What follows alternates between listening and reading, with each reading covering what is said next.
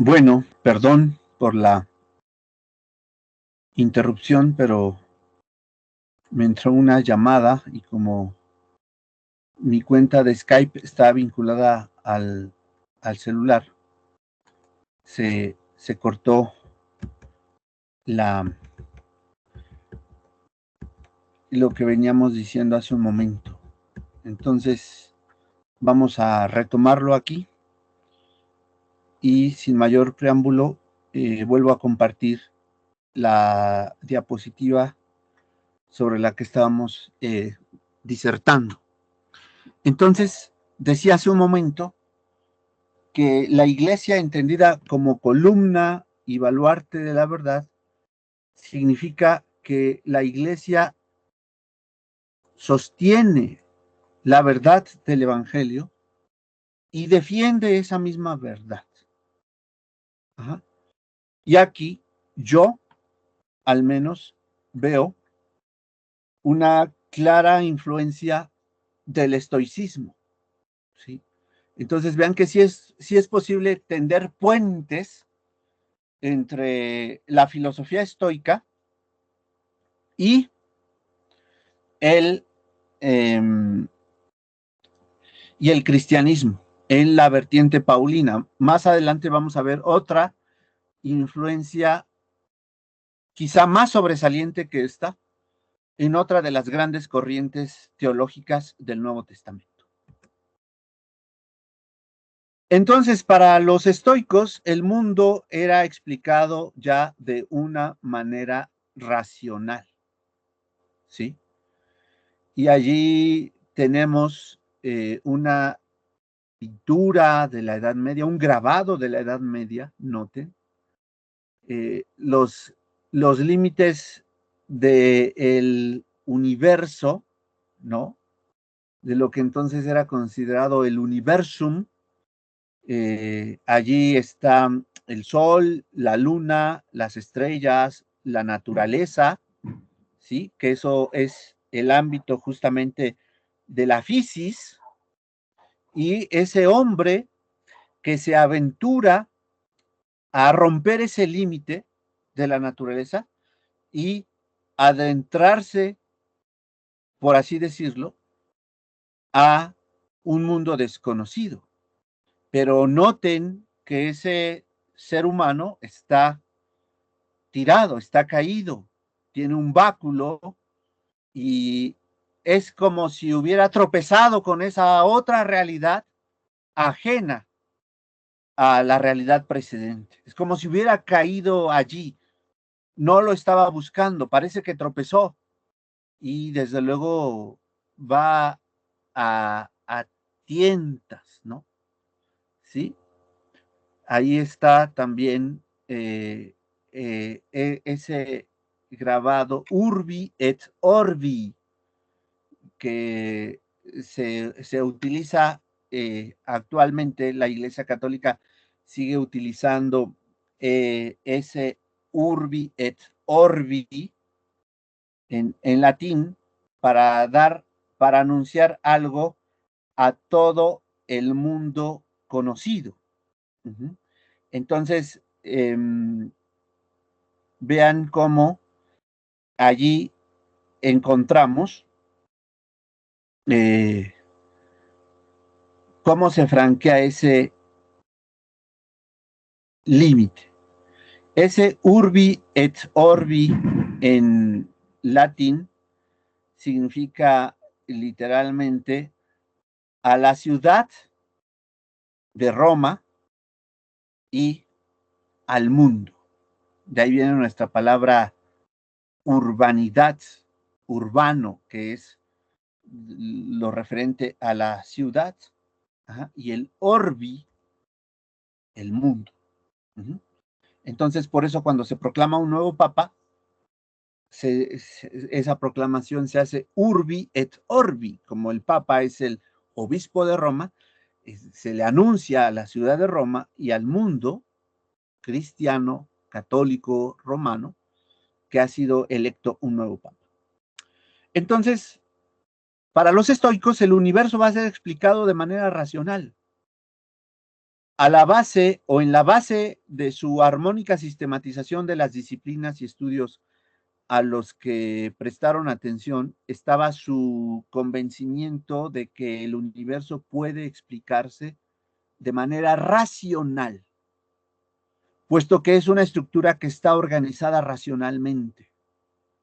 Ya no hay necesidad de acudir a las leyendas, a los mitos, al pensamiento mágico, religioso, para dar cuenta del mundo natural, ¿sí?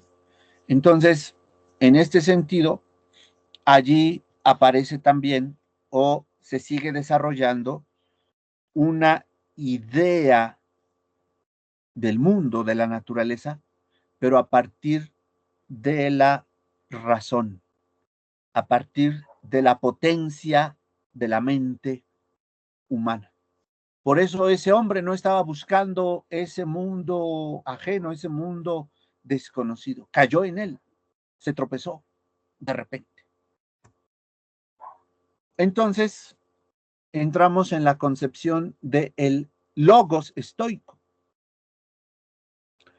aquella facultad que habilita al hombre para pensar, proyectar y hablar, que los estoicos llamaban logos, está literal y plenamente incorporada en el universo. ¿Y qué es esa facultad que capacita al hombre para pensar, para proyectar y para hablar? Pues es justamente el logos. Y esta facultad está literal y plenamente incorporada en el universo. El ser humano individual, en la esencia de su naturaleza, comparte una propiedad que pertenece a la naturaleza, notemos, naturaleza con mayúscula, en el sentido cósmico. Y porque la naturaleza cósmica abraza todo lo existente, el hombre individual es una parte del mundo en un sentido ajustado y cabal. Y entonces con los estoicos tenemos la idea del macrocosmos,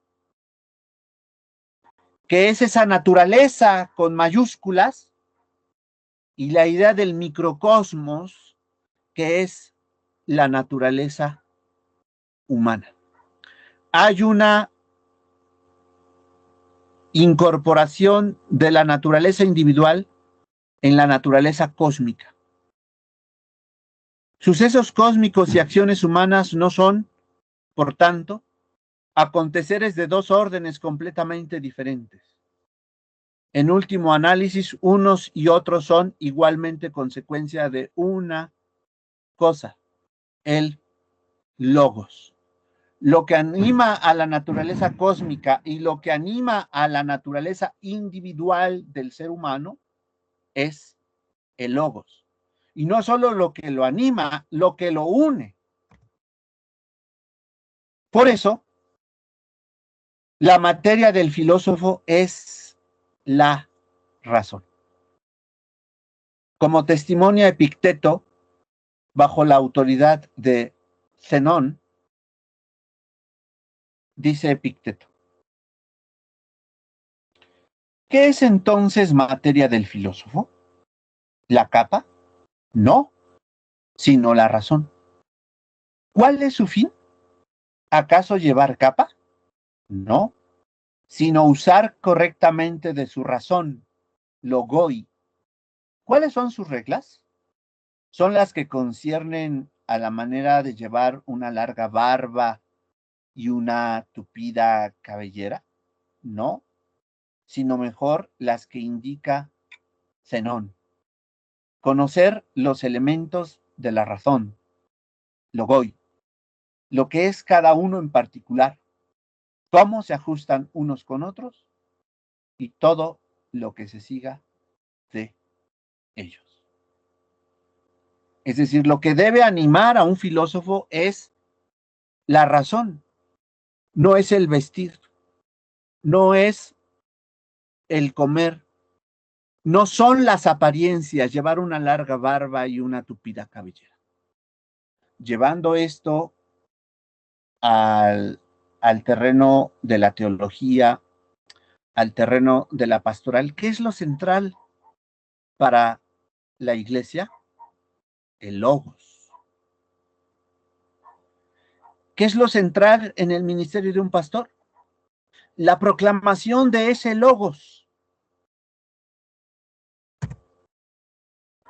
Y aquí entonces encontramos esa otra gran influencia de la filosofía estoica en el cristianismo. El logos como principio del orden universal. Y aquí saltan a la vista dos conceptos filosóficos muy importantes. El logos y el arjé. Arjé, que se traduce como principio. El logos es a la vez el principio, bueno, el logos estoico, como se entiende, y luego el logos cristiano en la proyección de la teología juanina.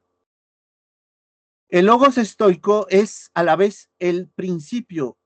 Detrás de principio entiéndase el concepto filosófico griego arjé.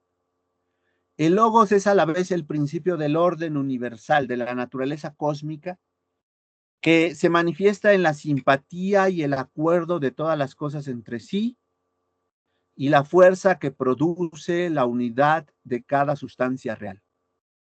Cohesión en la piedra, poder vegetativo en la planta, sensación en el animal, razón que asocia a los hombres y a los dioses.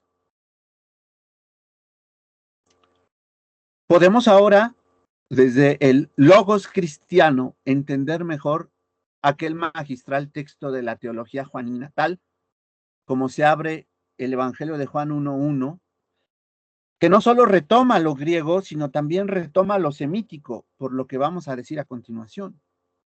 Y dice Juan 1:1 al 3, en arge en ho logos, kai ho logos en pros ton teon, kaiteos en ho logos. Utos en arge pros ton teon. Pantadi auto y géneto kai horis auto y géneto o de o en ho jejonen. En el principio era el logos y el logos estaba con Dios y el logos era Dios. En el principio estaba con Dios. Todas las cosas por él fueron hechas y sin él nada de lo que ha sido hecho fue hecho. ¿Por qué este magistral texto de la teología juanina tiene una influencia estoica? Bueno, ya ahí está la visión del logos, que todo lo crea, que todo lo une, que todo lo asocia, que todo lo vincula.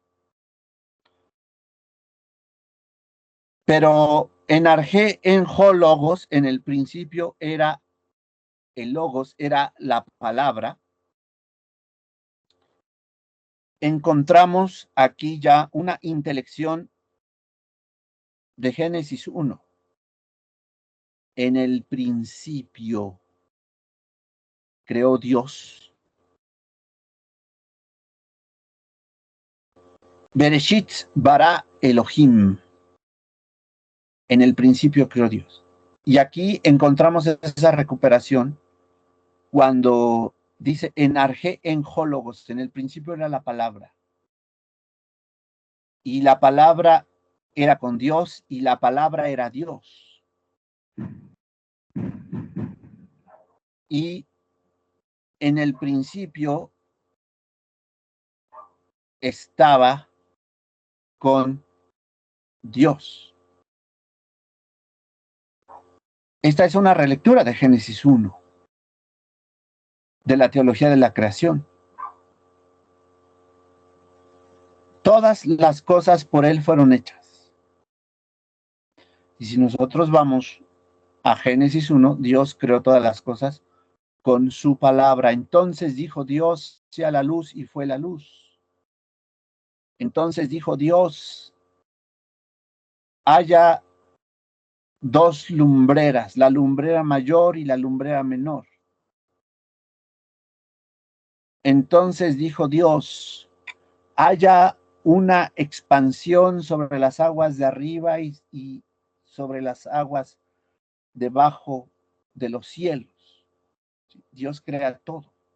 Y sin Él, nada de lo que ha sido hecho fue hecho.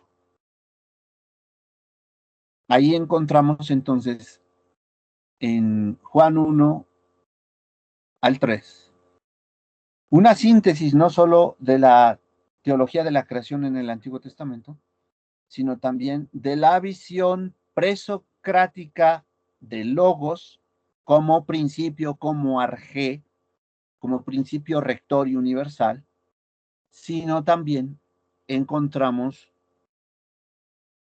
una visión de Logos en su vertiente también estoica.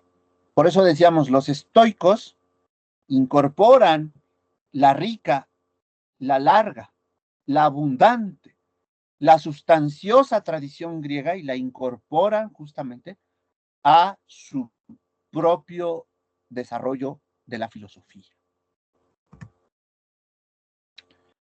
El logos como ley universal.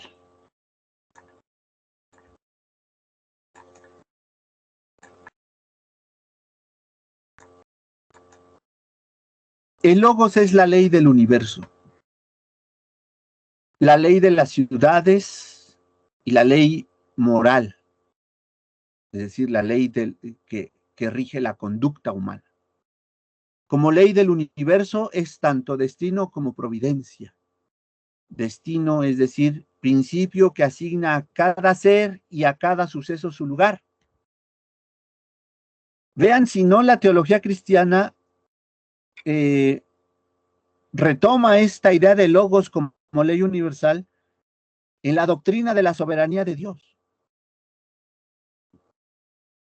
Dios asigna a cada ser y a cada suceso su lugar, pero aquí, en el pensamiento y la filosofía estoica, es el logos, sin permitir ninguna indeterminación ni azar.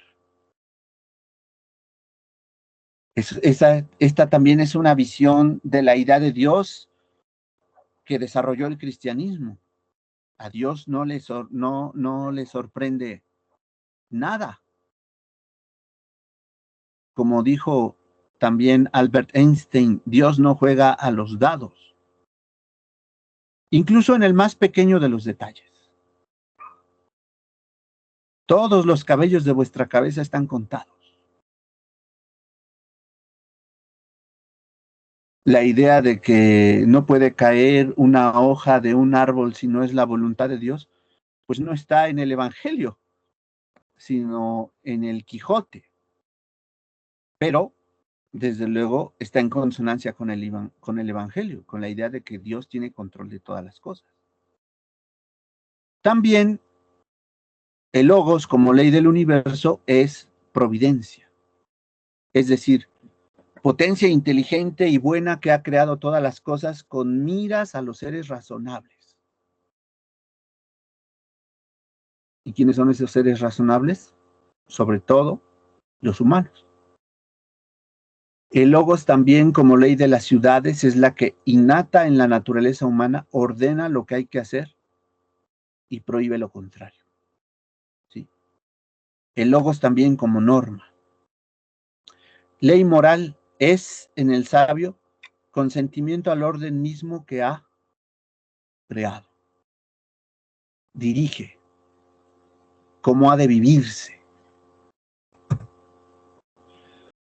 Y de ahí entonces saltamos a la idea de logos dentro del cristianismo que por una influencia latina se ha traducido acá como verbum, y nuestra idea de Dei Verbum, palabra de Dios, que es Jesucristo. Sabemos que el término logos pasa al mundo latino traducido por el vocablo ratio. Ratio en latín es razón. Y logos se tradujo por ratio al latín. Sin embargo, hay una excepción a esta regla. El logos que se vierte al vocabulario latino por verbum. Verbum en latín es palabra. Y vean cómo en nuestra traducción de Juan 1:1 tenemos una sobredeterminación de la Vulgata latina, porque los traductores de la Reina Valera, Casiodoro de Reina y Cipriano de Valera, no tradujeron logos por palabra, sino por verbum. Por eso verbo, ya castellanizado, ¿no? En una clara influencia de la Vulgata latina. Esta fue la acepción que el cristianismo utilizó para referirse a la palabra eterna. Por eso decimos Dei Verbum para hablar de Jesucristo, palabra de Dios. La excepción es significativa. Indica que frente al logos divino de los estoicos, inmanente a la naturaleza, disperso y difuso por entre la realidad, el logos divino del cristianismo, el verbum, es trascendente. Es una persona divina, el Hijo de Dios, la segunda persona de la Trinidad, y tuvo una concreción histórica.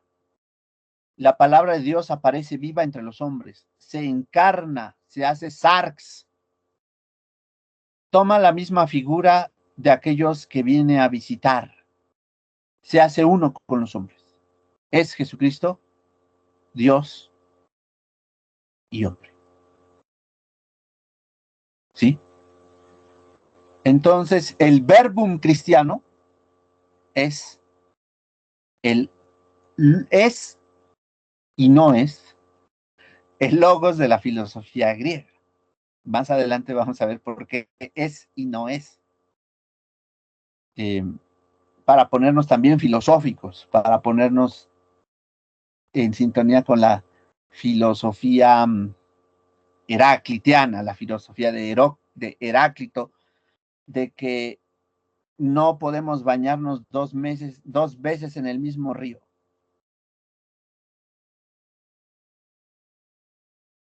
No son las mismas aguas. Así que aquellos hermanitos que de repente se van a Israel y traen su agüita del río Jordán, pensando que ese es el mismo río en que se bautizó Jesucristo, pues lamento decirles que esas agüitas, pues no son las mismas aguas en las que se bautizó Jesucristo, y también les recuerdo que el bautismo de Jesús es el bautismo de Juan, y no es el bautismo cristiano. Pablo de Tarso en Atenas, retomándolo, ahí tenemos una pintura. Miren, Pablo predicando en el Areópago. Aunque el surgimiento del cristianismo tuvo lugar en una provincia romana, en la provincia de Judea, pronto se extendió por el mundo hasta entonces conocido, gracias a la obra de los apóstoles y discípulos, entre los que destaca Pablo de Tarso, quien en uno de sus viajes llega a Atenas, en donde predica al Dios no conocido. Entonces Pablo, puesto en pie en medio del Areópago, dijo: varones atenienses, en todo observo que sois muy religiosos, porque pasando y mirando vuestros santuarios, hallé también un altar en el cual estaba esta inscripción: al Dios no conocido, al que vosotros adoráis, pues, sin conocerle, es a quien yo os anuncio. El Dios que hizo el mundo y todas las cosas que en él hay, siendo Señor del cielo y de la tierra, no habita en templos hechos por manos humanas. Y aquí abro un paréntesis para ese dispensacionalismo que dice que hay que construir un tercer templo en Jerusalén. No han leído el Evangelio, esos cristianos que piensan eso. Dios no habita en templos hechos por manos humanas, ni es honrado por manos de hombres como si necesitase de algo, pues Él es quien da a todos vida y aliento y todas las cosas. Y de una sangre, fíjense, ahí la idea de una sangre ha hecho todo el linaje de los hombres, viene, quieras o no, esta idea estoica de la unidad de todas las cosas bajo el logos, para que habiten sobre toda la faz de la tierra, y les ha prefijado el orden de los tiempos y los límites de su habitación, para que busquen a Dios y en alguna manera, palpando, puedan hallarle, aunque ciertamente no está lejos de cada uno de nosotros, porque en él vivimos y nos movemos y somos, como algunos de vuestros propios poetas también han dicho, porque linaje suyo somos. Y ahí una cita a un poeta griego. Linaje de Dios. Siendo pues linaje de Dios, no debemos pensar que la divinidad sea semejante a oro o plata o piedra, escultura de arte y de imaginación de hombres. Pero Dios, habiendo pasado por alto los tiempos de esta ignorancia, ahora manda a todos los hombres en todo lugar que se arrepientan. Por cuanto ha establecido un día en el cual juzgará al mundo con justicia por aquel varón a quien designó, dando fe a todos con haberle levantado de los muertos. Y allí fue donde dejaron de poner atención los areopagitas al haber hablado Pablo de la resurrección de los muertos. El punto de inflexión se da justamente con ese tema de la resurrección de la carne, con ese varón que Dios levantó de los muertos. Porque continúa Lucas diciendo, pero cuando oyeron lo de la resurrección de los muertos, unos se burlaban y otros decían, ya te oiremos acerca de esto otra vez. Y así Pablo salió de en medio de ellos, mas algunos creyeron, juntándose con él, entre los cuales estaba Dionisio el Areopagita, una mujer llamada Dámaris y otros con ellos. San Pablo predica en el Areópago. Una vez en él habló a los allí reunidos del Dios desconocido, a quien los atenienses habían levantado un altar en el panteón. En efecto, para que ningún dios quedase sin ser honrado en Atenas y, enojado por esta preterición, los castigase. Se había erigido ese altar. San Pablo, considerando que entre tantos dioses el único desconocido y sin culto era el Dios verdadero, toma ocasión de aquí para anunciarlo a los atenienses. Empieza predicando al Dios creador del cielo y de la tierra, proveedor y conservador de todo, para venir a hablar del juicio de Jesucristo, resucitado de entre los muertos. Cuando los asistentes oyeron lo de la resurrección de los muertos, de todo punto incomprensible para los griegos, le despidieron con la excusa de que le escucharían otro día. Es así como el cristianismo entabla contacto con las filosofías helenísticas, con los estoicos y los epicúreos, justamente allí en el Areópago ateniense. ¿Y por qué? Ya que hay una diferencia entre el logos estoico y el logos cristiano, porque si hemos hablado de los vasos comunicantes que hay entre el pensamiento filosófico estoico y el desarrollo del logos cristiano en Cristo, pues también hay una diferencia, porque justamente el motivo de escándalo es haberles dicho que Jesús resucitó de los muertos. ¿Y por qué es motivo de escándalo? Porque para los griegos, justamente, el logos del que ellos estaban hablando es trascendente. Está fuera de este ámbito. Pero para el cristianismo ese logos es inmanente, se mete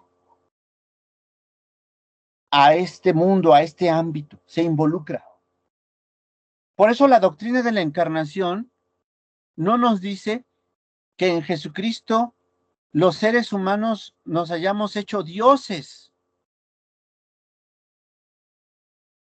Esa fue la propuesta de la serpiente en el jardín del Edén. Cuando engañando a la mujer le dice, no es cierto, Dios los ha engañado. Porque el día que de él coman, seréis como dioses, conocedores del bien y del mal. Entonces, esa perspectiva de que los seres humanos se conviertan en dioses, pues no es una perspectiva bíblica ni cristiana. Esa es la visión de la serpiente antigua, de Satanás y el diablo, el cual ha sido homicida desde el principio y ha engañado. La doctrina de la encarnación dice que Dios en Jesucristo se hizo hombre. No somos los hombres que nos hacemos dioses, sino que es Dios que se hace humano, se hace hombre. Y por eso la doctrina de la encarnación dice en Juan 1:14, y aquel logos, el logos del que habló en los primeros 3 versículos del capítulo 1 de Juan, se vuelve a retomar esa idea en Juan 1:14, dice, y aquel logos se hizo carne, se hizo sarx, se hizo humano, se hizo finito y habitó entre nosotros. Ahí está. Entonces, sí, hay vasos comunicantes del modo como los estoicos entendieron al logos, pero también la teología juanina dice, bueno, ese logos que era imposible para los griegos que se materializara, se ha hecho carne, se ha hecho sarx. Y eso era una locura para los griegos. Porque la antropología griega dice que la entidad divina que hay en los seres humanos es el alma. Ya vimos ese mito en una de las clases. Y entonces, los griegos sí creían en la inmortalidad del alma, pero esa doctrina no es cristiana, ¿eh? Y entonces, esa chispa divina que era el alma estaba en un cuerpo aprisionada. El cuerpo es la cárcel del alma. Y entonces, en virtud de eso, el alma es verdaderamente libre cuando el ser humano muere. El alma se libera de su cárcel. Y esa es la visión que muchos cristianos tienen del cuerpo.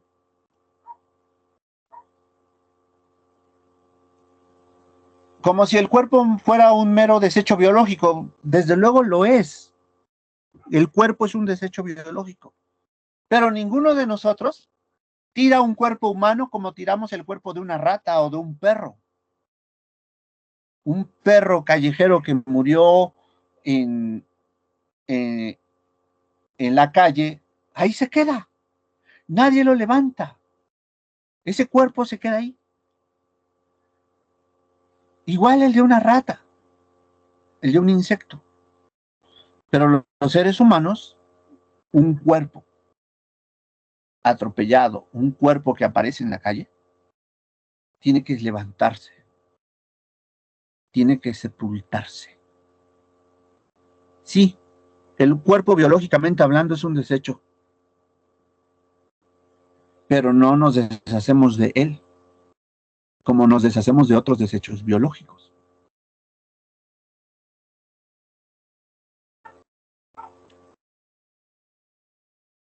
Pero en la perspectiva cristiana, el cuerpo es recuperado en el día postrero. Por eso, la visión antropológica cristiana es diferente a la visión antropológica griega. Para los griegos el cuerpo no importaba. Ya se murió, bueno, ya, su alma está libre.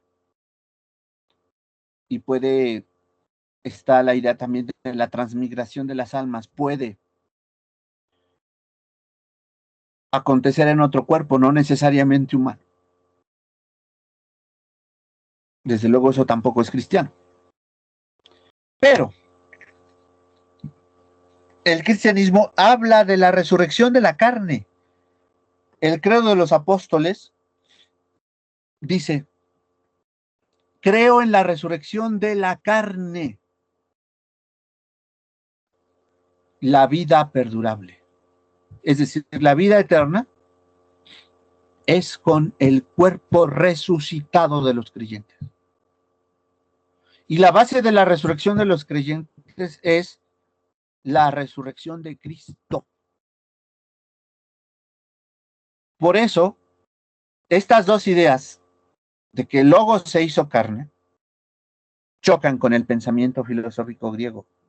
Y la otra idea también de que Dios resucitó a Jesucristo de entre los muertos, y además ese que resucitó no es cualquiera, es alguien que murió de manera deshonrosa en la cruz, en ese patíbulo.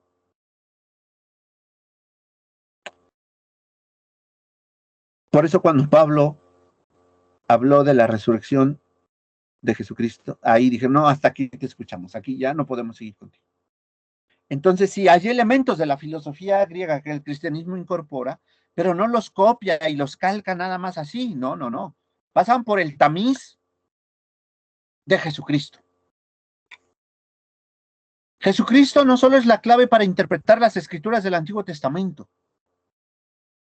Jesucristo es la clave, y entiendas el término clave, de donde viene la palabra conclave, que son la reunión de los cardenales católicos que se congregan para elegir a un nuevo papa. Conclave significa en latín con llave. Clave en latín es llave. Entonces, la llave que nos abre el Antiguo Testamento a una adecuada intelección a la luz de Jesucristo es también la clave para apropiarse de la filosofía griega en lo que ésta pueda ayudar al cristianismo a su expansión. Ya hemos visto que el cristianismo no hubiera alcanzado ese grado de expansión sin el apoyo de la filosofía.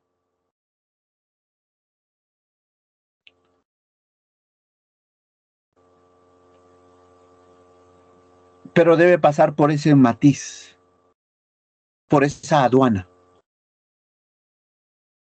que es Jesucristo.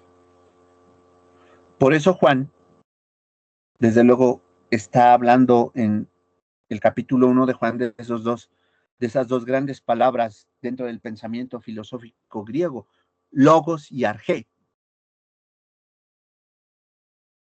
Lo incorpora a su teología, pero también recupera la teología de la creación.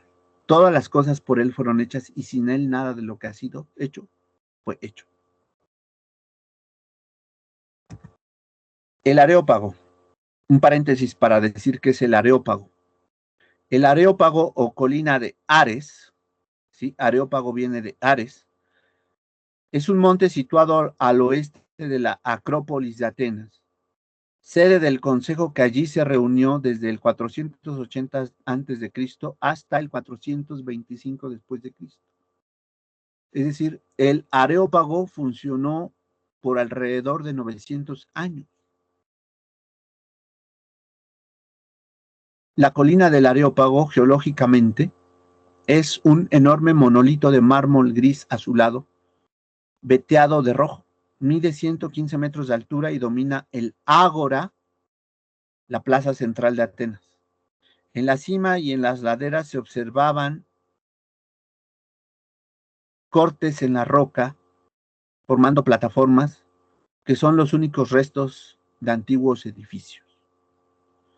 Según la leyenda, se llamaba así porque Ares había sido juzgado por los dioses y exonerado de ser ajusticiado por dar muerte a Alirrotio, hijo de Poseidón, que había violado a una hija de Ares, Alcipe. Por otra parte, y también según la leyenda, allí fue juzgado Orestes por el asesinato de su madre Clitemnestra.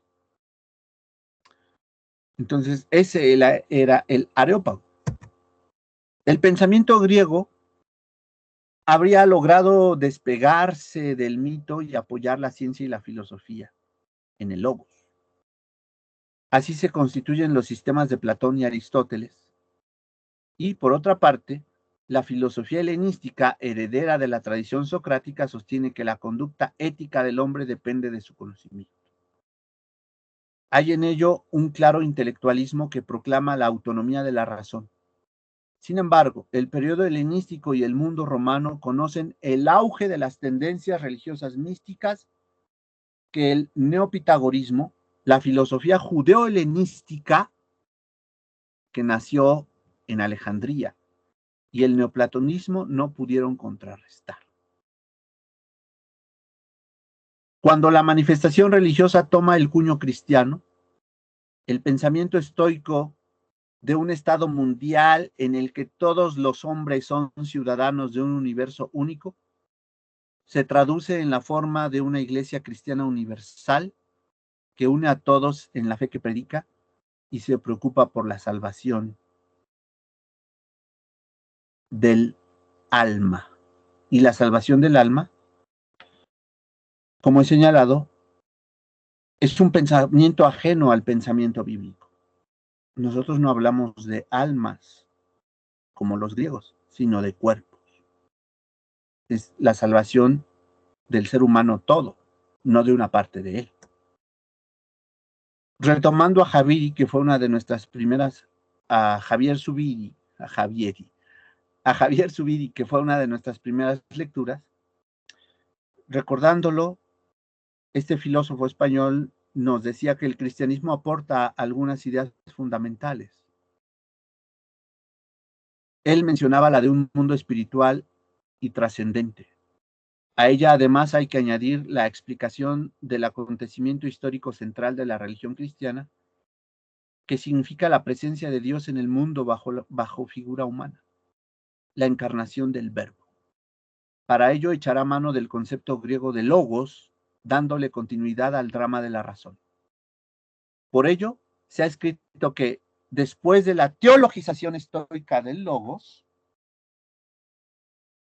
y esa teologización que hicieron los estoicos del logos, el mundo iba a conocer pronto otra religión del verbo, otra religión del logos. Si el estoicismo era la filosofía del logos, el cristianismo va a venir a ser la religión del logos o la religión del verbo. La del verbo hecho carne, que debía romper enteramente esta situación espiritual de equilibrio del siglo I, en la que por su esencia misma, por un esfuerzo idéntico a su esencia, los hombres se uniesen entre ellos y se uniesen al mundo en la universalidad del logos. Por esta idea de universalidad del logos es que también la iglesia desarrolla su idea de catolicidad, recordando que católico es universal. Y yo soy un cristiano católico. Yo profeso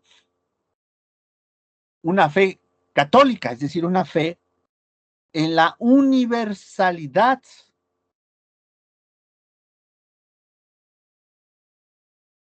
de la Iglesia. Yo soy un cristiano católico, pero desde luego no romano. Soy un católico protestante, un católico evangélico. Entonces vean todas las influencias que recibe la teología cristiana de esta idea de logos, pero también cómo se separa. Kaiteos en ho logos.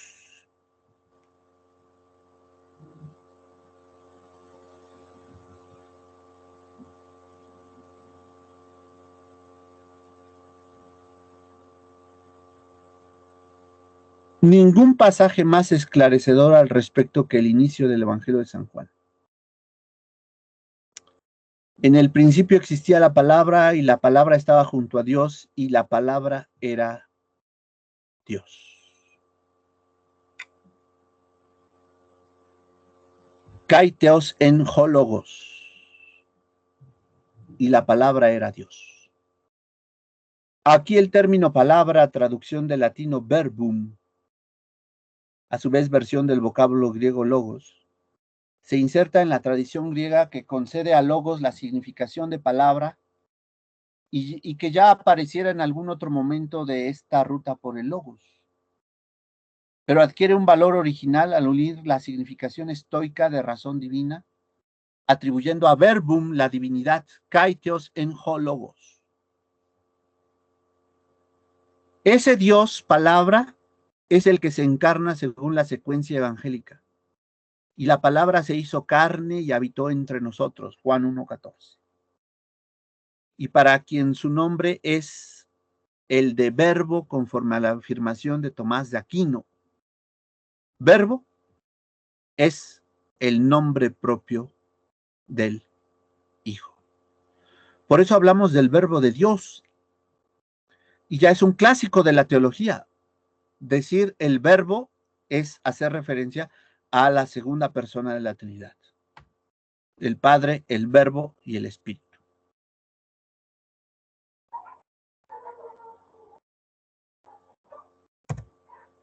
Como palabra, como ya adelantábamos hace un momento, es y no es lo que habían dicho los griegos.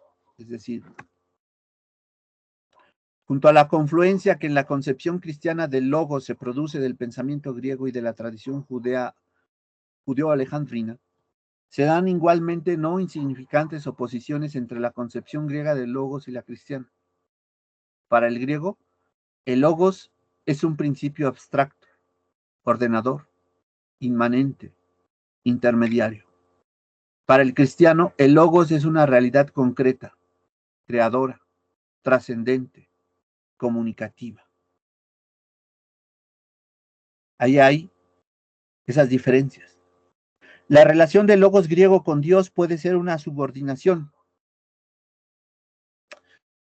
Y esto se traslapó a algunas herejías durante los primeros siglos de la teología cristiana, y esa herejía que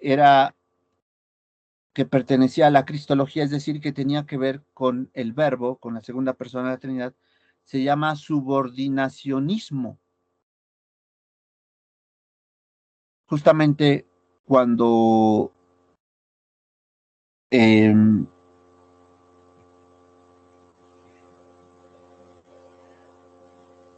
los subordinacionistas leen un texto como el de Colosenses, me parece Colosenses 1:15, que dice Jesucristo es el primogénito de toda la creación, parece que Jesucristo es creado. Pero la teología cristiana dice no creado, sino engendrado. Entonces, la relación del logos griego con Dios era una relación de subordinación.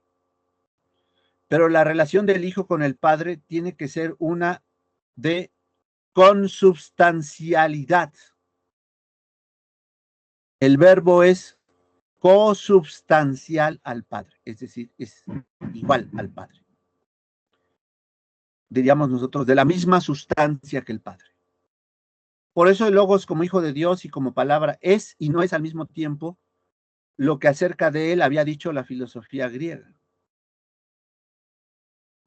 Es consubstancial al Padre, pero no está subordinado al Padre. Eso es una herejía.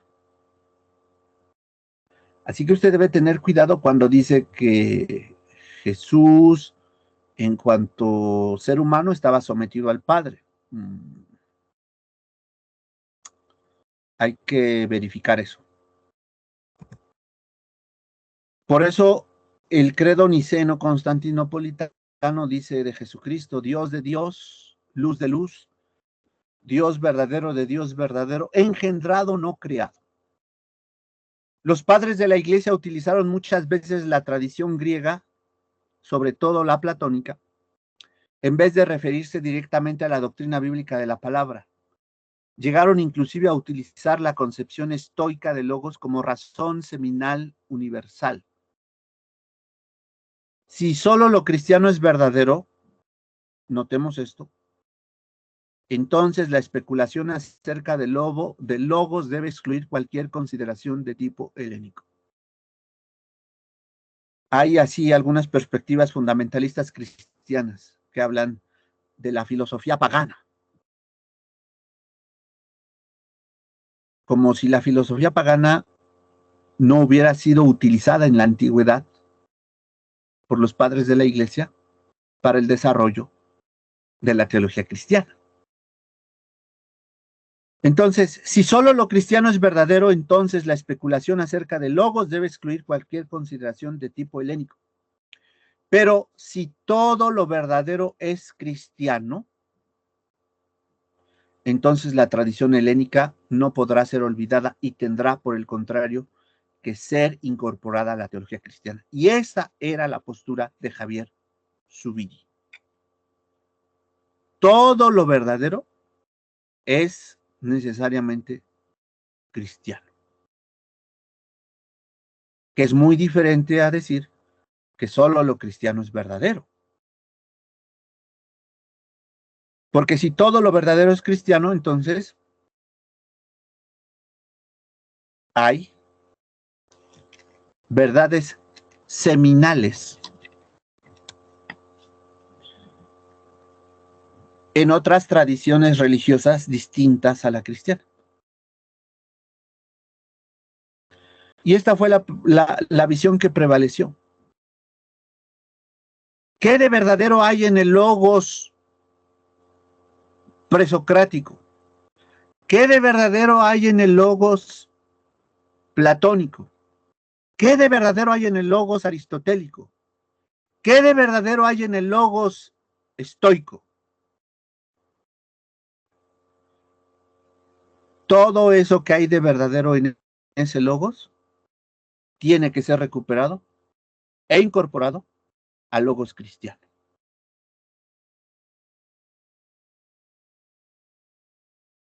Por eso la teología es la difícil tarea de tratar de hablar de Dios como si eso fuera posible. Ya nos lo dijo Karl Barth. Todo lo que digamos acerca de Dios, incluso desde la teología cristiana, es el decir de un hombre. La doctrina del logos constituye a este respecto uno de los puntos capitales de tensión entre la filosofía y el cristianismo, a la vez que uno de los aspectos por los que se hace posible la supresión de tal tensión. Yo diría que el logos es lo que une, es el puente de unión entre filosofía y teología cristiana. Por eso San Pablo entendió muy bien eso cuando en Efesios dice que de los dos en el cuerpo de Cristo, Dios hizo un uno y solo pueblo, que es la iglesia. Dios no tiene dos pueblos, el pueblo de Israel y la iglesia. Dios tiene un pueblo, que es la iglesia. Y en la iglesia están los de Israel, que habrán de ser salvos. Israel no contiene a la iglesia contiene a Israel. Así que la visión de la iglesia es más profunda que la visión de un pueblo. El propósito de Dios no era Israel. El propósito de Dios es la iglesia. Ha sido la iglesia. Así que debemos expurgar de nuestras iglesias esa fantasía de que el pueblo de Israel, el moderno Estado de Israel, es el pueblo de Dios. Esas banderas del moderno Estado de Israel que adornan los presbiterios, los púlpitos de muchos templos. El shofar, la menorá, el talik, que muchos cristianos presumen sin haber entendido el evangelio, y la superación que en el Nuevo Testamento se ha hecho de Israel. Israel está incorporado a la iglesia y no al revés. Tenemos que expurgar de la iglesia el cristianismo sionista, que es antibíblico y anticristiano. No hará falta insistir más sobre la influencia griega en el pensamiento cristiano. Sin embargo, el logos estoico y el verbo cristiano pierden sus puntos de contacto por cuanto el mundo heleno se opone a la visión cristiana como la poesía lírica cuya única ley es la vuelta regular de las estrofas, a la poesía dramática de la que cada escena es crisis imprevista y progreso hacia un fin. Es por referencia a esta concepción nueva del mundo como el verbo cristiano toma todo su sentido y se separa del logos estoico. El verbo permanece como la razón del mundo. Es además el mediador de la creación y sin él nada de lo que ha sido fue hecho. Y como verbo encarnado, y aquel logos se hizo carne, es el órgano de salvación para las criaturas humanas. Une en él dos naturalezas, la divina y la humana. Por eso, cuando nosotros decimos que el Hijo estaba subordinado al Padre en cuanto hombre, estamos separando las dos naturalezas de Cristo. Porque Cristo es verdadero Dios y verdadero hombre. Jesucristo no es 50% hombre y 50% Dios. En Cristo están unidas dos naturalezas, la naturaleza humana y la naturaleza divina. ¿Cómo vamos a separar eso?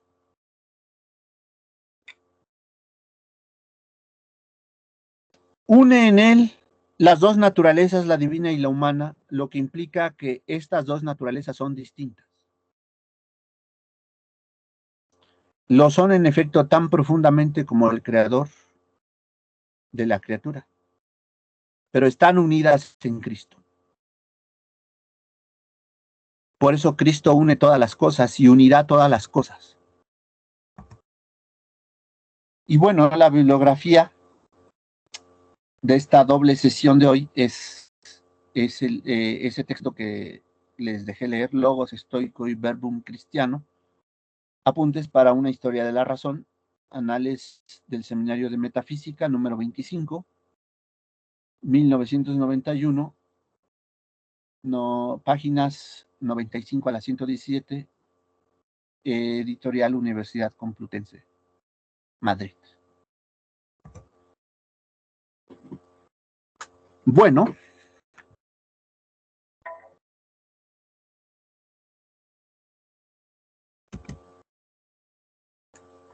y entonces,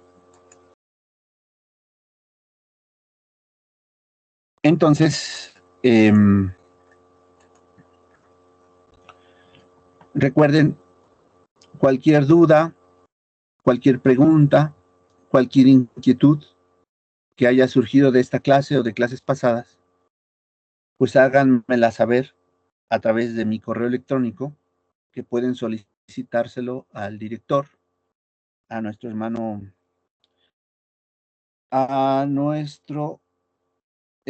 David. Entonces, por hoy ha sido todo. Les deseo que